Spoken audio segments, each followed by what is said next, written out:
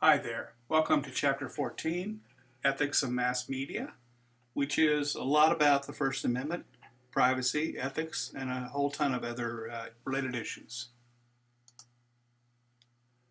Here's the First Amendment to the Constitution of the United States. Congress shall make no law respecting an establishment of religion, or prohibiting the free exercise thereof, or abridging the freedom of speech, or of the press, or the right of the people peaceably to assemble, and to petition the government for a redress of grievances. The First Amendment covers a lot of ground, which is what the framers of the Constitution and those who wrote and enacted the amendment wanted to do.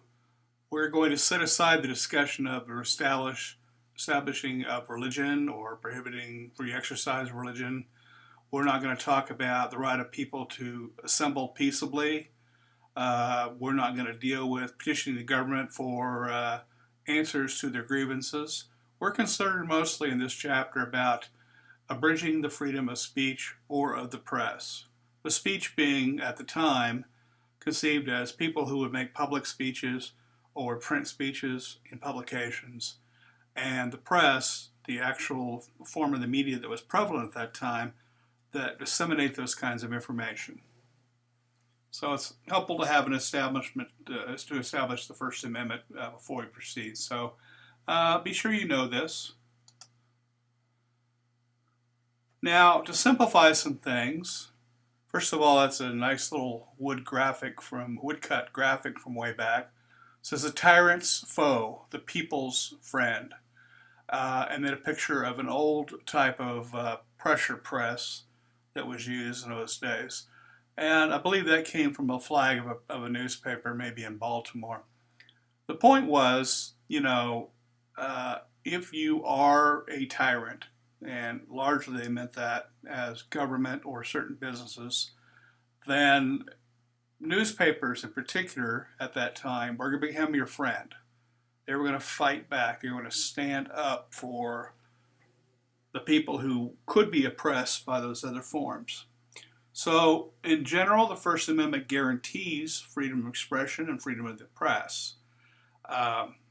It doesn't mean that you can get away with anything. You still have consequences if you publish material that's libelous or slanderous. You still may, if you've not reported things truthfully, you still may be held to court action for that. But on the other hand, you won't. Nobody's going to send you to jail, presumably, for printing what you want to print. So those two are important in upholding democratic principles. Democratic is lowercase here. It doesn't mean the Democrat Party.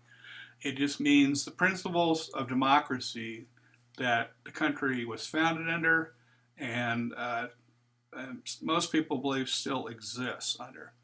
So the purpose of freedom of the press and freedom of expression is to allow the media to keep citizens informed. We'll go a little deeper into that. So, I've got a slide there of a recent, or fairly recent, photograph of a CNN presentation in which President Trump earlier this year called news outlets enemies of the people, which does raise the question, should the First Amendment always be allowed? Should freedom of the press always be there? There are much greater restrictions in England and other European and non-European countries. The press there does not have a right to necessarily print everything they want, or there are stricter penalties if they print something that is unpopular. People are raising the issue now about whether there should be government censorship. Should the government have a role, which it traditionally has not, in deciding what is printed or aired and what is not? Who's going to be that? Who's going to fulfill that function? Is it going to continue to be traditional media that act as gatekeepers for that information? Is it going to be non-traditional media, social media, blogs, and other things in which they are not in the past considered mainstream gatekeepers, but now rapidly become that because it's possible for anybody to put what they want out there? Should certain tabloids or other sensational journalism be punished more than regular newspapers or magazines. In other words, there's only certain aspects of journalism in which there should be censorship. How is the press being managed under the current presidency? Well, Donald Trump would certainly like, and people that are part of his cabinet would certainly like to see the press reined in and controlled. There have been attempts, many attempts to do that in terms of, battling the media at press conferences, refusing access to certain journalists, banning certain journalists from receiving interviews or access. And as the picture shows, basically trying to get across the point that news outlets, some news outlets anyway, are enemies of the people. Quite a bold statement to take, a bold plan to take. Most journalists are now back on the defensive. They consider themselves champions of the truth, and we'll talk a little bit later about what the truth is. So these are some issues that people are debating right now, and most traditional journalists believe in no government censorship and the ability of the press to operate freely.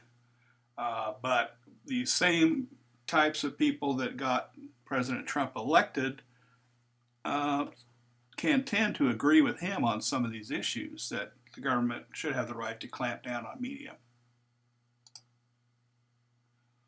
Nice little cartoon here. This was from back in 2005, but it shows the castle of the mainstream media. And there's people out there, it's ironic, saying, bloggers again, what do they want this time? The usual. And facts and objectivity. So this kind of illustrates, even though this is more than 10 years old, that back in that frame of time, the public wanted mainstream journalists to deal more with facts and objectivity and truth, which is the number one thing, than they were. And this is a refrain that President Trump and his administration has picked up. Who are the conveyors of truth? What are the facts? Is it what one person says, or is it what another person says? You've heard the term fake news. That's a derogatory term that some people use against people that put out facts that aren't supported by reality in many cases. But it does beg the question of do we use what the media interprets to be the facts, or do we use what a president interprets to be the facts, and or even among us individuals on social media, how do we decide what the facts are? Because the facts lead you to the truth, which is the ultimate goal of journalists. So who are today's gatekeepers? Well, they're bloggers, they're people on social media, they're mainstream press, they're alternative press, they're corporations, they're government entities, schools. Lots of people now want to be gatekeeping the information they release, deciding what facts they want to present to the public. Some other issues that are raised by the First Amendment these days are, what expectations do we have of a right of privacy, including internet surveillance? We talked quite a bit about this in another presentation, but we know now that on social media it's possible and very likely for whoever might be trolling your account, whether it's a business looking for information on what you bought or sold, whether it's an employer looking for where you are going, what websites you're visiting, even keystrokes you're making on your computer. It's all possible, very, very likely that that's occurring to most of us at this point. What expectations do we have for privacy in a day and age when we can't stay off of social media, we can't be offline, we can't do certain things because our lives and our work and our jobs are so tangled up in doing those sorts of things. For example, the Wichita State University, if you use a computer tied into their system, for example, and accessing this Blackboard class or using one of their other things, they not only can keep track of where you have been, even if you're using a laptop computer, they also can actually look at keystrokes. They can watch you as you type if they choose. That information is stored Basically, anything you create, not just in social media, but on a computer these days, is being watched by corporations, businesses, and other people that would like to win your advertising dollars. Is that a good thing or a bad thing? I don't know. I know a lot of people who, like me, have put a piece of dark paper over the camera on the front of their computer because there's technology that exists that people can actually watch you through that camera lens. I'm not being paranoid here. This has been proven to be true. There's even some evidence that as I'm recording this audio for the PowerPoint that that's being captured somewhere. Now, would WSU or some government agency use this against us? I don't know. Maybe if there were a court case, disagreement or something like that, they might. And I talked about how would you think about social media? How does it fit in terms of opinions and privacy? If you, again, if you post a lot of Facebook or social media or Instagram or whatever, Twitters, how much of that is protected privately and how much of that is not? The short answer is very little of it is protected. Once it's out there, it's out there. So a lot of people can and will in the future do more of getting into your private information. And we're going to talk more about journalism ethics and how they're changing or whether they're changing in a few minutes. The chapter talks about stereotypes, and I found a definition that works pretty well. It's a widely held but fixed and oversimplified image or idea of a particular type of person or thing. Now, sometimes stereotypes actually have advantages. For example, if you're trying to think of a stereotypical statement like an apple a day keeps the doctor away, there's truth in that healthy food can help prevent you from having to see the doctor for certain health issues. And it's a cliche and a stereotype, but the fact that you can say that as a cliche or a stereotype means that without having to explain further, the person hearing that can actually understand instantly what you mean by that phrase. So at a time that the U.S. population is increasingly more and more diverse, the mainstream media still falls back on stereotypes, particularly in entertainment. This is something that is not new to you, I know. Stereotypes are considered two-dimensional representations of people, not more complex three-dimensional representations of people. And basically all groups you might think of are stereotyped. Various races, ethnicities, people of different religions, people with different skin colors, people from different cultures, people of different sexes and genders, people based on their income, whether or not they have military service, lots of other things like that. The white male perspective is still perceived and probably is still the dominant image that people have of the U.S. population, even though increasingly, like I said, the U.S. population is getting more and more diverse.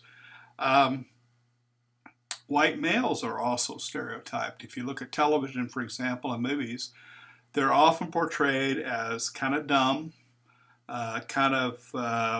do things when the wife or girlfriend tells them what to do, aren't particularly bright, like I said, and can be counted on to make mistakes and fail. Just as there are bad stereotypes for many of these other groups that I mentioned. So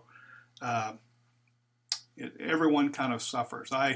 When I taught this class in person, I often would stand on the stage before a group of 100 or 150 people, and I would say, describe me.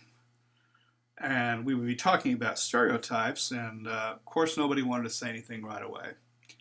So finally somebody would say, well, you're a professor. Okay. Well, you're a white guy. Right. Okay. Now let's go deeper here. Well, you dress kind of casually. Right.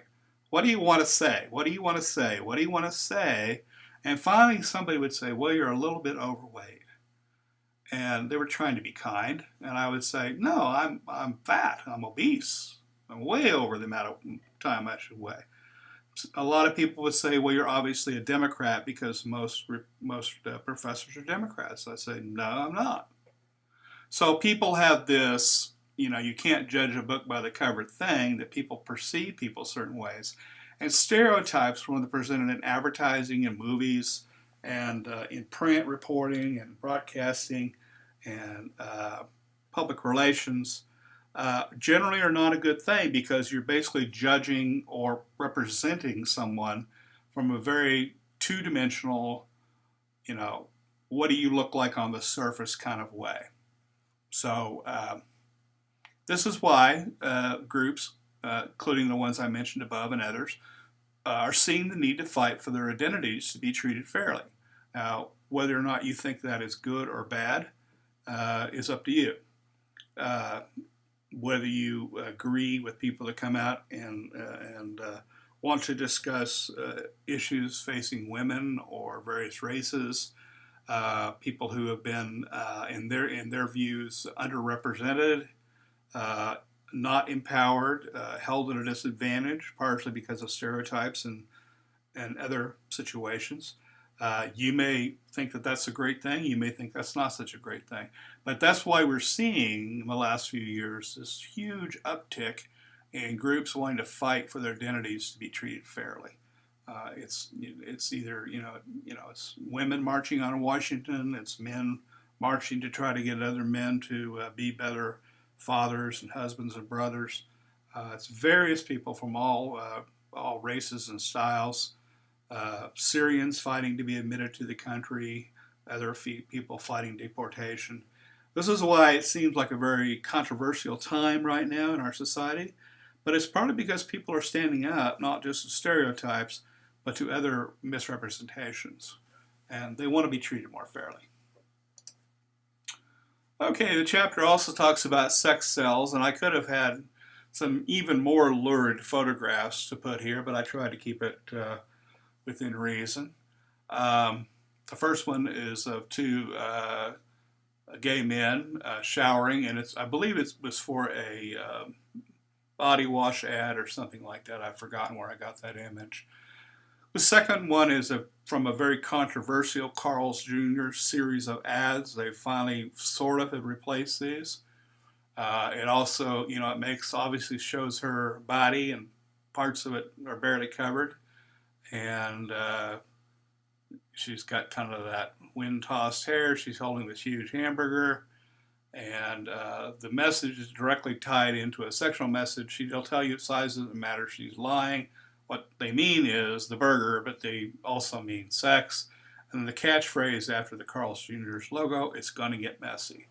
So a number of TV commercials were aired on that. A number of print ads were aired. And so I just used these two quick things as examples of why in the media sex sells. It's important to understand, first of all, that this is called sexual objectification, treating people as objects, not as people. So some of you, again, may be thinking there's nothing wrong with this. Some of you may be thinking, yes, I have a real problem with using sex to sell things, particularly to impressionable children or adults.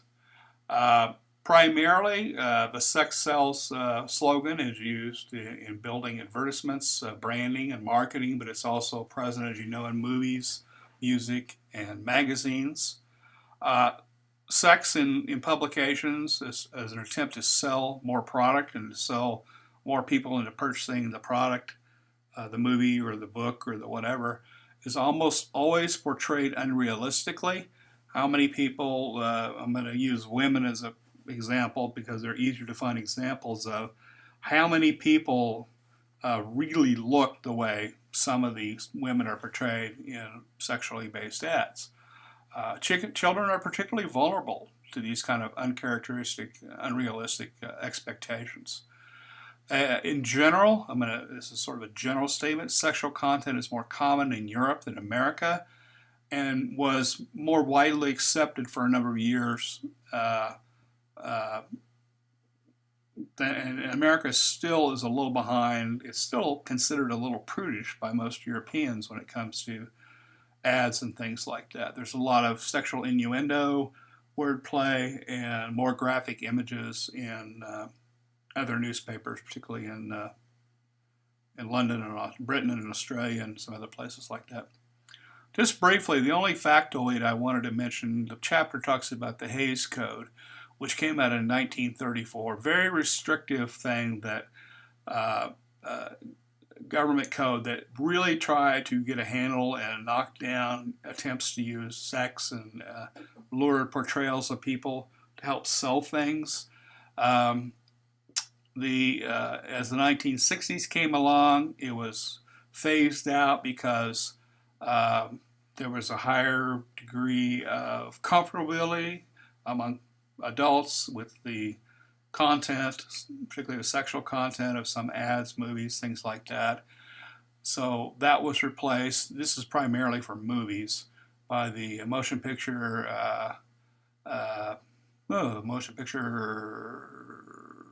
something of America ratings in the 1960s. But since then, I mean, that gave some more slightly realistic associations with sexually based advertising, especially in movies or in content of movies. But since then, the sexual content in films has really increased.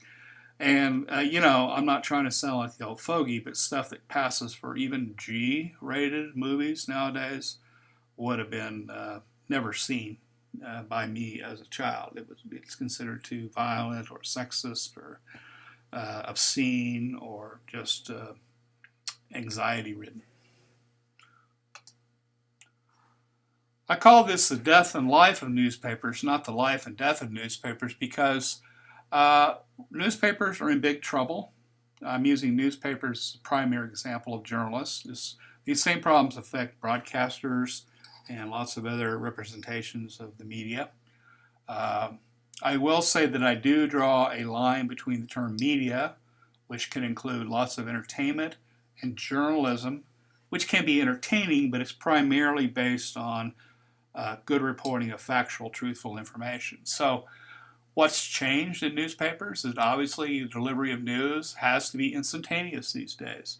You no longer can wait 24 hours to publish a new paper. Newspapers have tried to fight back by acting more like the way wire services are, updating their website as many as 20 or 50 times a day, putting out special releases on social media about events.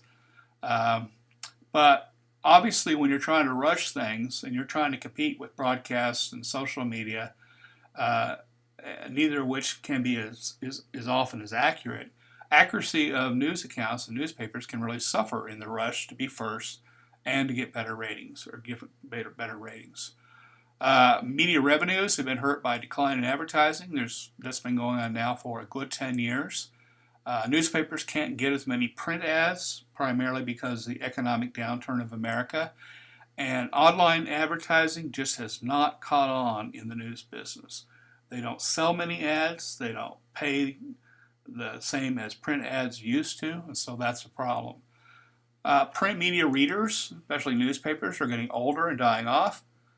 And a sub-point to that is that newspapers are cutting the staff.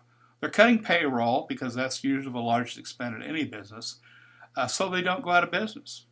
Now, for example, you might know that this year the Eagle is moving into a new building in Old Town because they don't need the huge building at 825 East Douglas anymore. It's an older building built in the 50s, 60s, and not wired for the 21st century in terms of electricity, in terms of internet, things like that. The Eagle moved its presses, or is using the presses in Kansas City to print the publication, which has meant some slight delays in content and receiving the latest content for readers, particularly in sports.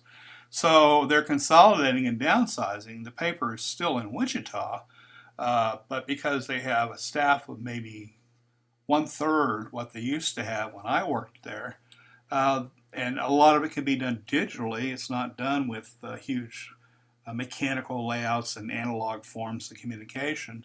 They can do it in a much smaller space. Another thing about newspapers is they're consolidating resources, such as the printing in their offices. Well, actually, that's what I just talked about. It's cheaper for the Eagle to print in Kansas City, to send the pages there electronically, digitally, have them printed and have them trucked out to wherever they need to be trucked out in the state, and to downsize their office than it is to, and in addition to payroll, than it is to do anything else. However, there's still a greater need than ever for quality investigative and local journalism. If you want proof of that, go to watch the winners of the Pulitzer Prizes. Go to Pulitzer.com and look at some of the investigative reporting, some of the good hard news reporting that's still being done, even by smaller newspapers, and the photojournalism is being done even by smaller newspapers and editorial writing. And you'll see that there's a greater need than ever to keep telling the truth, keep holding people to the fire, and to investigate things. Got a couple slides called Social Responsibility of News Media.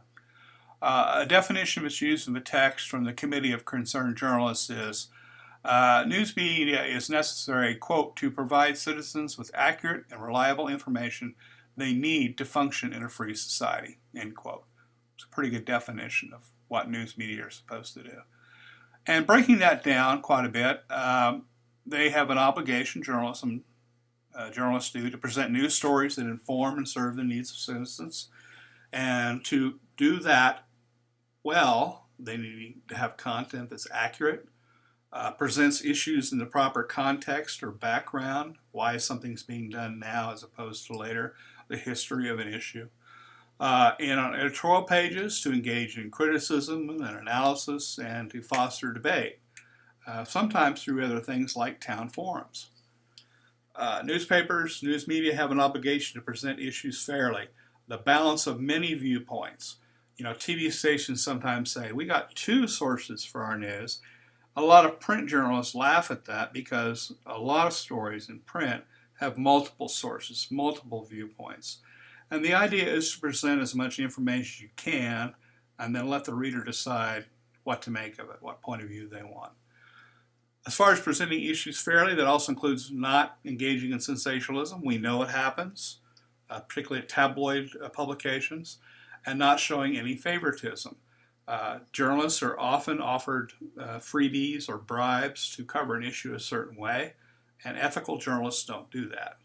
They turn those down, they ignore them. Sometimes they even report on that if the offer is of any value. News media have to present complex stories. So that means avoiding oversimplification. Sometimes there's a tendency to want to dumb it down for the public so that everybody understands it. And to an extent, that has to be true. But complex issues need complex explanations. They need investigation. They need news media is obligated to explain issues to people in a way they can understand. Another point is to present diverse perspectives. In other words, to represent the underrepresented. Stand up for the little guy. Stand up for the people who are too poor or don't have a position of power or can't get their voices heard, particularly in government, and represent them. Stand up for them. Fight for them. So this is true both inside the newsroom, where most newsrooms are not particularly diverse, among sources, people that newspaper reporters and editors use to gather information, and from the public itself. Make sure you're writing for a diverse audience. This diversity stuff is something that most newspapers and TV stations, sadly, don't do enough. Sometimes it's genuinely for a lack of resources. Sometimes there's arguments made that the pool of journalists from various racial and ethnic and sex backgrounds is not out there. I consider that an excuse. Newspapers should hire more diverse people, and they sure provide more diverse perspectives. Second slide on this is that news media has an obligation to monitor governments and corporations, to serve as a watchdog over government and businesses. The media, particularly the journalists, are often considered the fourth estate. You've heard of the other three states being the legislative, judicial, and executive branches of government. Often journalists and people actually in government consider journalists the fourth estate, the one branch that looks over, oversees, keeps an eye on, and investigates the other three branches. So this is why you see the media going after legislative issues, court issues, and then at various levels, whether it's the president or whether it's the governor of a state or a mayor of a city, the executive branches of government. Some more about characteristics of reliable journalism. There are more than 400 journalistic codes of ethics. They, many cases are very similar. They all have ethical policies that cover most of the same things. They differentiate in how they're worded, but that's just offered up as proof that journalists do try to be ethical. They do have rules they can fall back on to practice good ethical journalism. The top mandate of reliable journalism is to tell the truth through accurate reporting. It's also the basis of making sure you're not going to lose a libel lawsuit or a defamation lawsuit. There's a broad umbrella of defamation, and under that is libel and slander. In general, libel is printed defamation. In general, slander is spoken or broadcast defamation, although there are exceptions to the rule. So the best possible defense for a libel lawsuit is that the article or the broadcast or the magazine story is the truth. So again, it's getting a little bit messy these days to decide what the truth is, but most journalists can rely on actual legal documents, proofs, confessions, things like that as evidence and information from reliable sources like government officials to make sure that their articles are truthful. But again, what is the truth today? One person's facts aren't another's, and this is where we get into fake news. You know, your version of the facts is fake news. No, your version of the facts is fake news. No. You're all about the fake news. And it's hard in these finger-pointing times to actually ascertain the truth sometimes. One thing journalists have to do is balance the need to tell an important story with concerns about privacy. Journalists often struggle with this issue of, I'm going to report a story that is going to cause somebody to be embarrassed or cause their political downfall or send them to prison. I've done all three of those things in my course of my reporting and editing careers. And with their right to privacy. And it seems like a lot of college students seem to think that when it comes to somebody practicing malfeasance or doing something bad, even if they're stealing money from a company or the government, that they should be given a lot of slack and that should not be reported. Most traditional journalists say if it affects the public, then it should be reported. And the person that made those poor decisions to break the law or do something illegal are going to have to pay the consequences anyway. So the media is just going to report that. So journalists often ask the question, what is the greatest common good? Of all the things we talked about, especially this last thing about, do you tell a story and write an embarrassing story about somebody if you can prove that they have done something illegal and let it ruin their life or not? What is going to be the greatest common good? And for most journalists, the common good is for the general public. It's not for that particular politician or that particular teacher or whoever. And that is why you see so much journalism that some people claim is unfair or sensational. In their minds, they're doing the job they were setting out to do. Quick thing on plagiarism. I think you've all been inundated with information about plagiarism through various classes and descriptions and things like this. I just want to stress this because a lot of you are going to be going on and taking a lot more college classes, And this is something you really need to be aware of, because more and more academia and professors are really honing on this as a serious issue. The main takeaway here is if you cite the copyrighted work, even if you don't obtain permission to reproduce that information. In other words, if you put it in quote marks and attribute the information to a specific person and where and when it was said, you're obviously in most cases going to be okay, unless the author expressly has forbidden being passages in a book or article being reproduced. So often what teachers get is stuff that's obviously plagiarized. Somebody's been lifted from another source and planted directly into an assignment. It's pretty easy for experienced teachers to spot that, and there are it's become easy to copy and paste information from other online files. My advice is just don't do that. Check with the teacher, and if they're okay with you actually citing a source, naming it, putting quote marks around quoted material, I think most professors are okay with that. Go to the trouble to do that. You won't be seen as weak. Trust me. You won't be seen as, they wrote an impressive story here, but who knows how much of it is truth.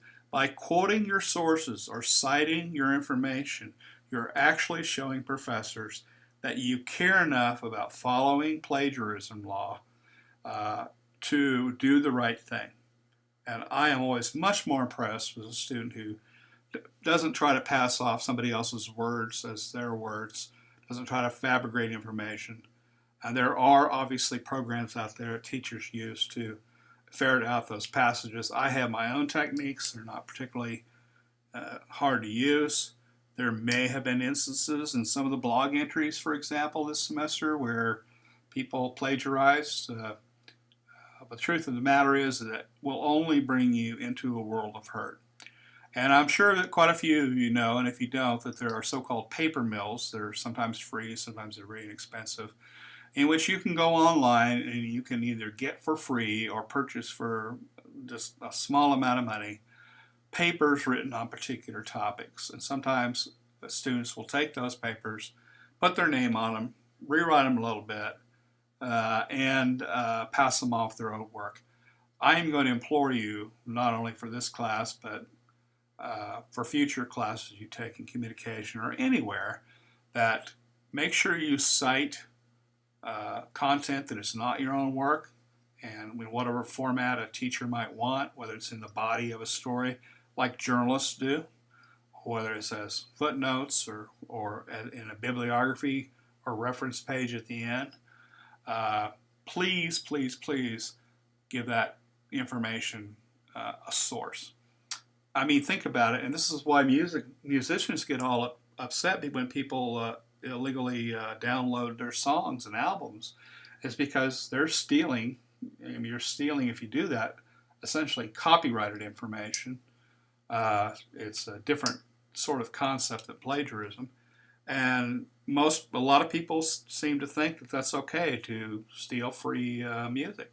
It's not. It's illegal, and in my view, it's also immoral and unethical. So please don't use paper mills.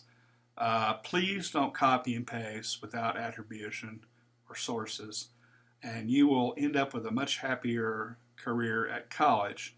People who don't follow those rules and get caught, and every semester I catch at least one person, there are very serious academic repercussions for those people, sometimes to the point where they are no longer allowed to continue in college. Well, on that cheery note, I'll leave you with this quote from Thomas Jefferson, a great advocate for freedom of the press. Our liberty depends on the freedom of the press, and that cannot be limited without being lost.